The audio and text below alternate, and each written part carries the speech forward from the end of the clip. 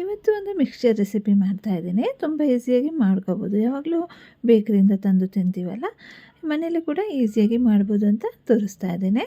ಇಲ್ಲಿ ಫಸ್ಟ್ ನಾನು 1.5 ಕಪ್ಪಷ್ಟು ಕಡಲೆ ಹಿಟ್ಟನ್ನು ತೊಗೊಂಡಿದ್ದೀನಿ. ಒಂದು ಬೌಲಲ್ಲಿ ಹಾಕ್ಕೊಂಡಿದ್ದೀನಿ. ಇದಕ್ಕೆ ಸ್ವಲ್ಪ ಮಸಾಲೆಗಳನ್ನೆಲ್ಲ ಹಾಕಬೇಕು. ಇಲ್ಲಿ ಸ್ವಲ್ಪ ಅರಿಶಿನ ಪುಡಿ ಹಾಕೋತಾ ಇದ್ದೀನಿ. ನಂತರ ಸ್ವಲ್ಪ ಉಪ್ಪು ಹಾಕೋತಾ ಇದ್ದೀನಿ. ನಂತರ ಸ್ವಲ್ಪ ಖಾರ ಇರಲಿ ಅಂತ ರೆಡ್ ಚಿಲ್ಲಿ ಪೌಡರ್ ಕೂಡ ಹಾಕಿದ್ದೀನಿ. ಈಗ ಇದನ್ನು ಒಂದು ಮಿಕ್ಸ್ ಕೊಡಬೇಕು, ಚೆನ್ನಾಗಿ ಬ್ಲೆಂಡ್ ಆಗಬೇಕು. ಕಡಲೆ ಹಿಟ್ಟು ಮಸಾಲೆ ಎಲ್ಲ ಒಟ್ಟಿಗೆ ಚೆನ್ನಾಗಿ ಬ್ಲೆಂಡ್ ಆಗಬೇಕು. ಇದು ಬ್ಲೆಂಡ್ ಆಗೋಷ್ಟರಲ್ಲಿ ನೀವಿನ್ನೂ ನನ್ನ ಚಾನಲ್ನ ಸಬ್ಸ್ಕ್ರೈಬ್ ಮಾಡಿಲ್ಲ ಅಂದರೆ ನನ್ನ ಚಾನಲ್ನ ಬೇಗನೆ ಸಬ್ಸ್ಕ್ರೈಬ್ ಮಾಡಿ ನನಗೆ ಸಪೋರ್ಟ್ ಮಾಡಿ ಆಯಿತಾ. ಮತ್ತು ಪಕ್ಕದಲ್ಲಿ ಬೆಲ್ ಐಕಾನ್ ಇರುತ್ತಲ್ಲ, ಅದನ್ನು ಕೂಡ ತಪ್ಪದೆ ಪ್ರೆಸ್ ಮಾಡಿ. ಮತ್ತು ನೋಡಿ, ಸ್ವಲ್ಪ ನೀರು ಹಾಕಿ ಸ್ವಲ್ಪ ತಿಕ್ಕಾಗಿ ಒಂದು ಬ್ಯಾಟರ್ ರೆಡಿ ಮಾಡ್ಕೊಂಡಿದ್ದೀನಿ. ಯಾಕಂದರೆ ಇಲ್ಲಿ ನೋಡಿ, ತಿಕ್ಕ ಬ್ಯಾಟರ್ನ ಸ್ವಲ್ಪ ಒಂದು ಪೋರ್ಷನಷ್ಟು ತೆಗೆದಿಟ್ಕೋತಾ ಇದ್ದೀನಿ. ಸ್ವಲ್ಪ ಸಾಕು ನೋಡಿ, ಇಷ್ಟು ಒಂದು ಅರ್ಧ ಕಪ್ಪಷ್ಟು ತೆಗೆದಿಟ್ರೆ ಸಾಕಾಗುತ್ತೆ. ನಂತರ ಇದನ್ನು ಸ್ವಲ್ಪ ನೀರು ಹಾಕಿ ಮತ್ತು ತಿನ್ನಾಗಿ ಮಿಕ್ಸ್ ಮಾಡ್ಕೋಬೇಕು. ಒಂದು ತಿನ್ ಬ್ಯಾಟರ್ ರೆಡಿ ಮಾಡ್ಕೋಬೇಕು. ಇಲ್ಲಿ ನಾನು ಒಂದು ತಿಕ್ಕ ಬ್ಯಾಟರ್ನ ಯಾಕೆ ತೆಗೆದಿಟ್ಕೊಂಡಿದ್ದೀನಿ ಅಂತ ನಂತರ ತೋರಿಸ್ತೇನೆ. ಈಗ ನೋಡಿ, ಇಲ್ಲಿ ಒಂದು ತಿನ್ ಬ್ಯಾಟರ್ ರೆಡಿ ಐತಲ್ಲ, ಇದನ್ನು ಸೈಡಲ್ಲಿ ಇಡ್ತಾಯಿದ್ದೀನಿ, ಸ್ವಲ್ಪ ನೆನೆಲಿ. ಈಗ ನೋಡಿ, ಇಲ್ಲಿ ಬೆಳ್ಳುಳ್ಳಿ ತೊಗೊಂಡಿದ್ದೀನಿ ನಾನು. ಒಂದು 2, 3 ಎಷ್ಟು ಬೇಕಾದರೂ ಹಾಕೋಬೋದು. ಬೆಳ್ಳುಳ್ಳಿ ಮಿಕ್ಸ್ಚರಿಗೆ ಹಾಕಿದ್ರೆ ಚೆನ್ನಾಗಾಗುತ್ತೆ ಟೇಸ್ಟ್. ನೋಡಿ, ಇಲ್ಲಿ ಬೆಳ್ಳುಳ್ಳಿ ತೊಗೊಂಡಿದ್ದೀನಿ. ಅದನ್ನು ಚೆನ್ನಾಗಿ ಸ್ವಲ್ಪ ಕ್ರಷ್ ಮಾಡ್ಕೋಬೇಕು ಈ ಥರ ನೋಡಿ. ಈಗ ಇದನ್ನು ಕೂಡ ಸೈಡಲ್ಲೇ ಇಡ್ತಾಯಿದ್ದೀನಿ. ಈಗೆಲ್ಲ ಬೇಸಿಕ್ ಸ್ಟೆಪ್ ಆಯ್ತಲ್ಲ. ಈಗ ನೋಡಿ, ಒಂದು ಎಣ್ಣೆ ತೊಗೊಂಡಿದ್ದೀನಿ. ಒಂದು ಬಾಣಲಿಯಲ್ಲೇ ಎಣ್ಣೆ ಸ್ವಲ್ಪನೇ ತೊಗೋಬೇಕು. ಎಣ್ಣೆ ಬಿಸಿ ಆದಮೇಲೆ ಅದಕ್ಕೆ ನೋಡಿ, ಇಲ್ಲಿ ನಾನು ಒಂದು 1/4 ಕಪ್ಪಷ್ಟು ಶೇಂಗಾ ಬೀಜನ ಹಾಕಿ ಫ್ರೈ ಮಾಡ್ಕೊತಾ ಇದ್ದೀನಿ. ಅದು ಇಮಿಡಿಯೇಟಾಗಿ ಫ್ರೈ ಆಗುತ್ತೆ. ಇಲ್ಲಿ ಗ್ಯಾಸ್ ಫ್ಲೇಮ್ನ ಮೀಡಿಯಮ್ ಇಟ್ಟು ಫ್ರೈ ಮಾಡ್ಕೊತಾ ಇದ್ದೀನಿ. ನಂತರ ನೋಡಿ, ಇಲ್ಲಿ ಹುರಿಗಡಲೆ ಸಿಗುತ್ತಲ್ಲ, ಅದನ್ನು ಕೂಡ ಫ್ರೈ ಮಾಡ್ಕೊತಾ ಇದ್ದೀನಿ. ಅದನ್ನು ಒಂದು 2 ಟೇಬಲ್ ಸ್ಪೂನಷ್ಟು ಹಾಕ್ಕೊಂಡಿದ್ದೀನಿ. ನೋಡಿ, ಈ ಥರ ಫ್ರೈ ಮಾಡ್ಕೊಳ್ಳೋದ್ರಿಂದ ಎಣ್ಣೆಯಲ್ಲಿ ಫುಲ್ ಸ್ಪ್ರೆಡ್ ಆಗೋಲ್ಲ, ಇಲ್ಲಾಂದರೆ ತೆಗೆಯೋಕ್ಕೆ ಸ್ವಲ್ಪ ಕಷ್ಟ ಆಗುತ್ತಲ್ಲ. ಅದಕ್ಕೆ ಈ ಥರ ಫ್ರೈ ಮಾಡ್ಕೋಬೇಕು. ನೋಡಿ, ಕರಿಬೇವಿನ ಸೊಪ್ಪು ಕೂಡ ಫ್ರೈ ಮಾಡ್ಕೊತಾ ಇದ್ದೀನಿ.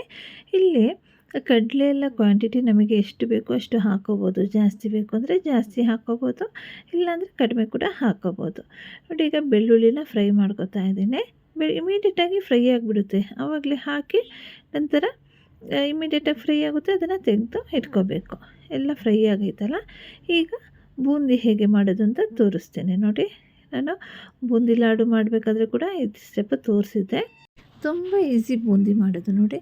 ಈ ಥರ ಮಾಡಿದ್ರೆ ಈಸಿ ಆಗುತ್ತೆ. ಈ ಥರ ಸೌಟು ಎಲ್ಲ ಮನೆಯಲ್ಲೂ ಇರುತ್ತಲ್ಲ, ಏನಾದರೂ ಫ್ರೈ ಮಾಡಬೇಕಾದ್ರೆಲ್ಲ ಯೂಸ್ ಮಾಡ್ತೀವಿ.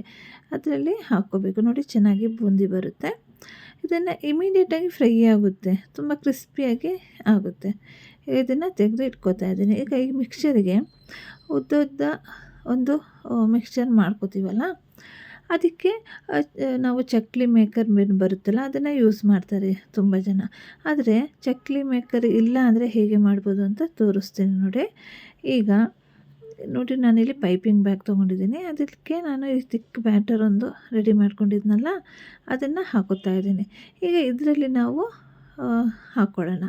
ಶಾವಿಗೆ ಟೈಪಲ್ಲಿ ಇರುತ್ತಲ್ಲ ಮಿಕ್ಸ್ಚರಲ್ಲಿ, ಅದು ಆ ಥರ ಮಾಡೋದು ಹೇಗೆ ಅಂತ ತೋರಿಸ್ತೇನೆ ನೋಡಿ. ಈಗ ಹೆಚ್ಚು ಕಟ್ ಮಾಡ್ಕೋಬೇಕು. ನಮಗೆ ಎಷ್ಟು ದಪ್ಪ ಬೇಕೋ ಅಷ್ಟು ಮಾಡ್ಕೋಬೋದು. ನಾನು ಫಸ್ಟ್ ಸ್ವಲ್ಪ ತೆಳು ಕಟ್ ಮಾಡ್ಕೊಂಡಿದ್ದೀನಿ, ಸ್ವಲ್ಪ ತಿನ್ನಾಗಿ ಬರಲಿ ಅಂತ. ನೋಡಿ, ಈ ಥರ ಹಾಕ್ಕೋಬೇಕು. ಇದೇ ಥರ ಉದ್ದ ಬರುತ್ತೆ ನೋಡಿ, ಶಾವಿಗೆ ಥರ. ಈಗ ಇದನ್ನು ಕೂಡ ಇಮಿಡಿಯೇಟಾಗಿ ಫ್ರೈ ಆಗುತ್ತೆ. ನೋಡಿ ಎಷ್ಟು ಚೆನ್ನಾಗಿ ಬಂದಿದೆ ಅಂತ.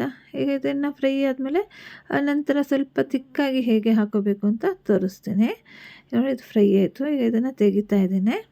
ಈಗ ನಂತರ ಏನು ಮಾಡಬೇಕು ಗೊತ್ತಾ, ಪೈಪಿಂಗ್ ಬ್ಯಾಗೆ ನಾನೇನು ಕಟ್ ಮಾಡ್ಕೊಂಡಿದ್ದೀನಲ್ಲ, ಅದನ್ನು ಸ್ವಲ್ಪ ಮತ್ತೆ ಕಟ್ ಮಾಡ್ಕೊಂಡಿದ್ದೀನಿ.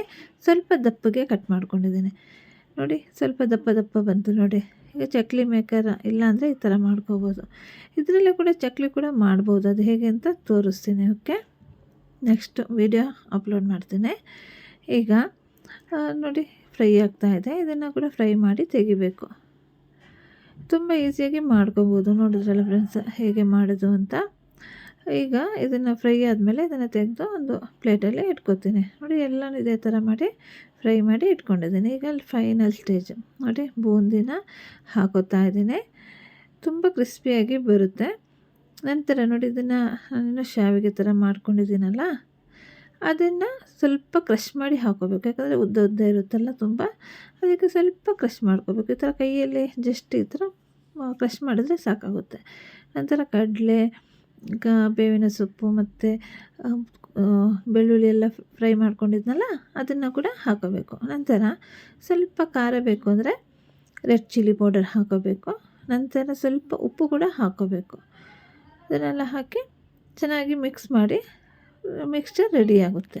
ನೋಡಿದ್ರಲ್ಲ, ತುಂಬ ಈಸಿಯಾಗಿ ಮಾಡ್ಕೋಬೋದು. ಯಾವಾಗಲೂ ಬೇಕ್ರಿಯಿಂದ ತಂದು ತಿಂತೀವಲ್ಲ, ಇಮಿಡಿಯೇಟಾಗಿ ಇದೇ ಥರ ಮನೇಲಿ ಮಾಡಿ ತಿನ್ಬೋದು. ತುಂಬ ಟೇಸ್ಟ್ ಆಗುತ್ತೆ. ನೀವು ಕೂಡ ಮಾಡಿ ನನಗೆ ಕಾಮೆಂಟ್ ಮಾಡಿ ತಿಳಿಸಿ ಹೇಗಿತ್ತು ಅಂತ. ಮತ್ತು ಸಬ್ಸ್ಕ್ರೈಬ್ ಮಾಡೋದನ್ನು ಮರಿಬೇಡಿ. ತಪ್ಪದೆ ಸಬ್ಸ್ಕ್ರೈಬ್ ಮಾಡಿ ಮತ್ತು ನನಗೆ ಸಪೋರ್ಟ್ ಮಾಡಿ. ಮತ್ತು ಈ ವಿಡಿಯೋ ಇಷ್ಟ ಆಗಿದ್ದರೆ ಒಂದು ಥಮ್ಸ್ ಅಪ್ ಕೊಡಿ.